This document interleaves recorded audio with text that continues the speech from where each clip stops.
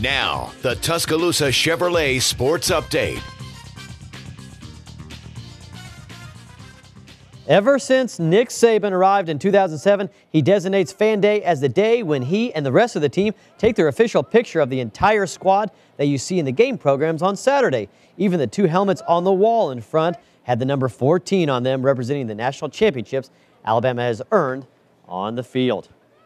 And with that, I say hello, everybody. I am Todd Hoyer. Well, being that it is Fan Day today, the Alabama football team held their third practice of fall camp inside Bryant-Denny Stadium.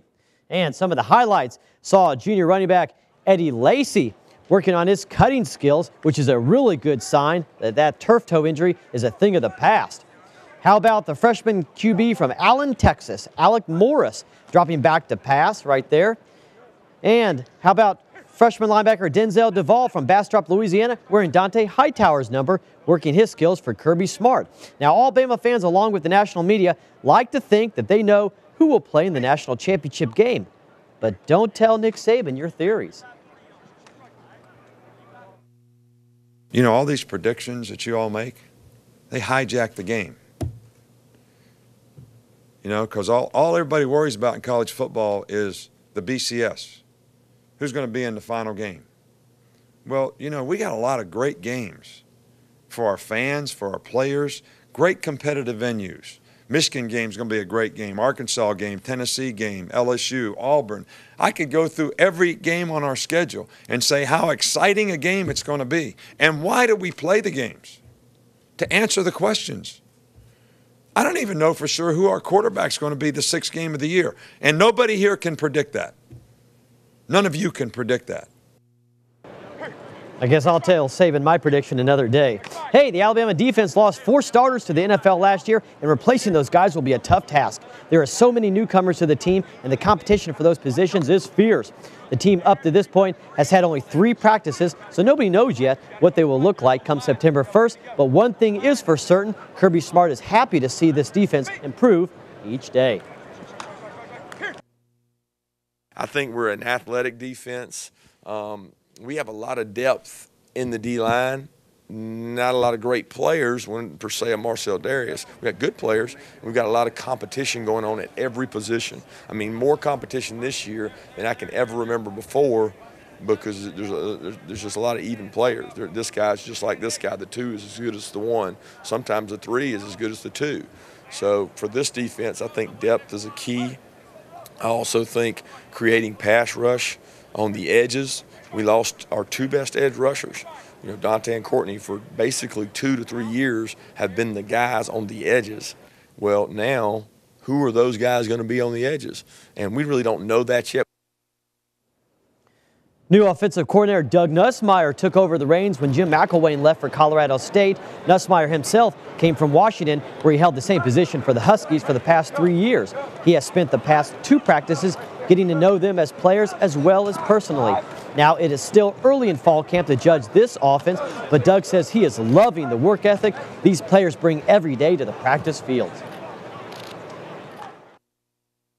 After 2 days in, our guys are working extremely hard. Obviously, we've got a long way to go, but the attitude, their willingness to work, and the way they come with the energy that they brought the first 2 days has been really, really good. Now, we've got to continue to get better, but very excited about where we started.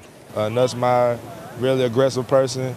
Always wants you to run to the line, always upbeat, high-tempo kind of guy. Expects the best out of you, love him to death, good offensive coordinator, great person. Last night in Mobile, the bronze bomber Deontay Wilder had no trouble whatsoever against Kirsten Manswell. Wilder was the aggressor from the get-go, knocking Manswell down 3 times in the first round and earning his 24th knockout to go along with his 24th career win. The fight was stopped at 2 minutes and 10 seconds of the first round.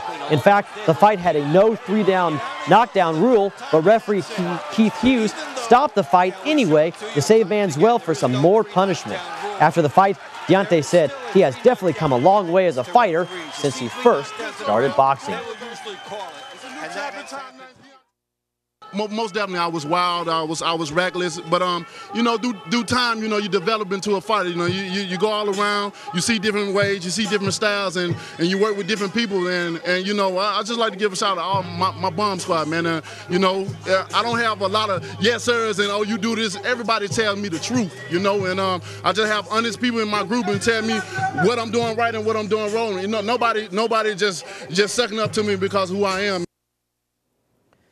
Rain delayed the start of the Pennsylvania 400 for an hour and a half. But after they went green on lap 50, points leader Dale Earnhardt Jr. headed to the garage with transmission problem.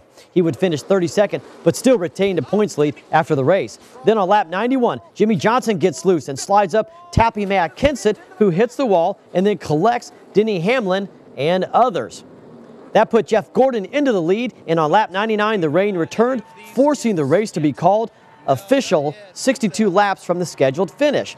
Gordon wins the first race of the year and moved up 2 spots to 13th in the points, which gave him one of the 2 wildcard spots as well.